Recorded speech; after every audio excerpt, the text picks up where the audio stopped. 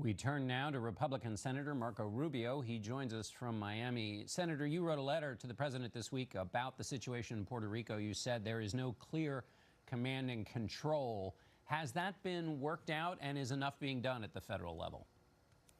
Well, I think it really, hopefully, began to turn the corner on Thursday evening when General Buchanan arrived and the sort of command began to take over of the daily tactical and logistical operation on the ground. My concern was not that FEMA wasn't responding. There's a tremendous amount of aid that's gone into Puerto Rico. The problem is, as I said to someone yesterday, there's aid getting to Puerto Rico, but it wasn't getting to Puerto Ricans because it had to be distributed from San Juan to the different municipalities, and then within those municipalities distributed to people. They had established this sort of hub and spoke system where all the aid came in and then had to be distributed out. Those distribution systems were victims of the storm themselves. They were broken. And so I felt and continue to feel that the Department of Defense are the only people that could have gone out and reestablished that. And I hope that that's what's begun to happen. There are some small inkling signs of progress in that regard. And obviously, from the time they make a move to the time you start to see its effects will take a number of days. There are some other issues now emerging that I think are problematic, and I'm very concerned about the situation with the hospitals in Puerto Rico. I've heard some concerning things about that, and hopefully we'll keep an eye on that as well. What concerns you the most about the hospitals? I'm concerned about the capacity of these hospitals. I'm concerned about how many medical personnel might still be around, and do they have sufficient quantities of that? And obviously the fuel systems in these hospitals require the operation of generators, and so do they get enough of the fuel to those hospitals in time to continue to operate? We've had reports of hospitals calling, in the middle of the night to say we're down to 2 hours of operating fuel. So I know that FEMA and I know that emergency responders are aware of this and are trying to address it at the front end, but that's something to keep an eye on. You mentioned that General Buchanan got there on Thursday. That's almost a week after this started. Was there just not fast enough recognition from the administration or from the Department of Defense to get in there? I think they responded to the storm the way we respond to storms. They responded to it in a way no different than Texas or Florida in terms of the assets. And what that is the federal government says we are here to the local government or to the state government. In the case of Puerto Rico, the territorial government there, we're here to help. Tell us what you need. That model generally works. It's worked in Florida a couple weeks ago. It's helped in Texas. It didn't work in Puerto Rico. And the reason why it didn't work is because the government of Puerto Rico itself is a victim of the storm. There are 78 municipalities. Some of those mayors themselves couldn't communicate with San Juan, and even if they could, and even if you could get to them and deliver aid to those mayors, they didn't have enough municipal employees to be able to deliver the aid, or they didn't have the resources like fuel or vehicles or even drivers in many cases. So that they recognized that a few days later. But again, from the time you make a decision to make a change to the time you start to see its impact, takes a number of days, and hopefully we are now at that point in time where we're going to begin to see some measurable progress. Speaking of the government, the president has been quite critical of the mayor of San Juan. What do you make of that?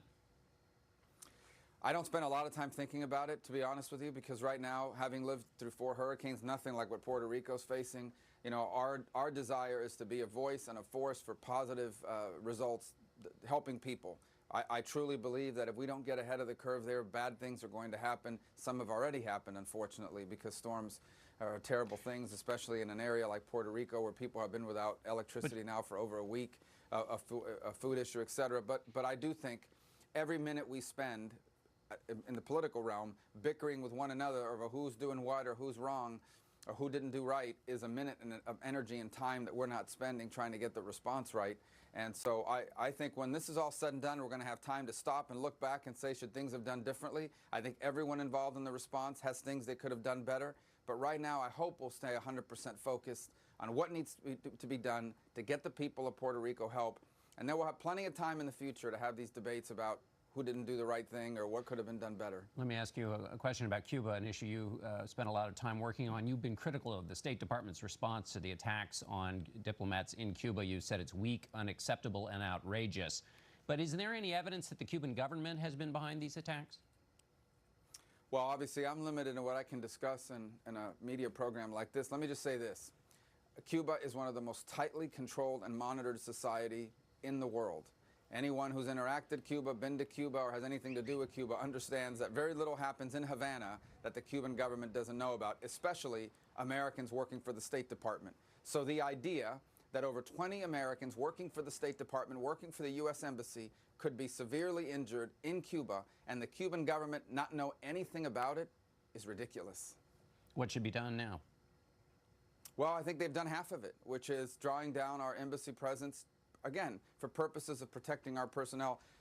Everybody knows how I feel about Cuba policy, but set that aside for a moment. If something like this had happened anywhere in the world with a government that tries to argue that they know nothing about it, this was the same response we would advocate. So I agree with the drawing down of our personnel. I just think it is fair and reciprocal for us to require a proportional drawdown of the Cuban embassy and the Cuban diplomatic presence in the United States. And that's what I expect they'll do. Let me ask you another question. Your Secretary Price had to resign this week because of his private plane travel.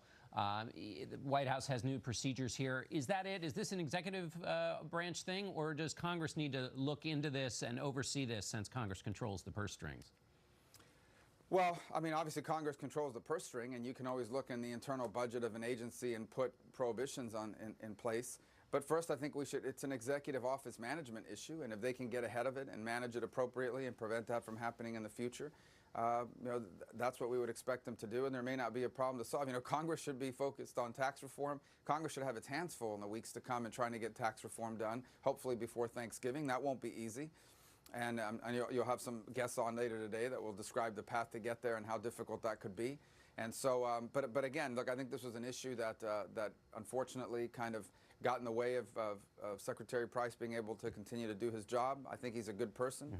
Obviously, this didn't work out in a positive way, and he had to step aside. But the important work has to continue. All right, Senator Rubio, thanks so much for being with us. Thank you.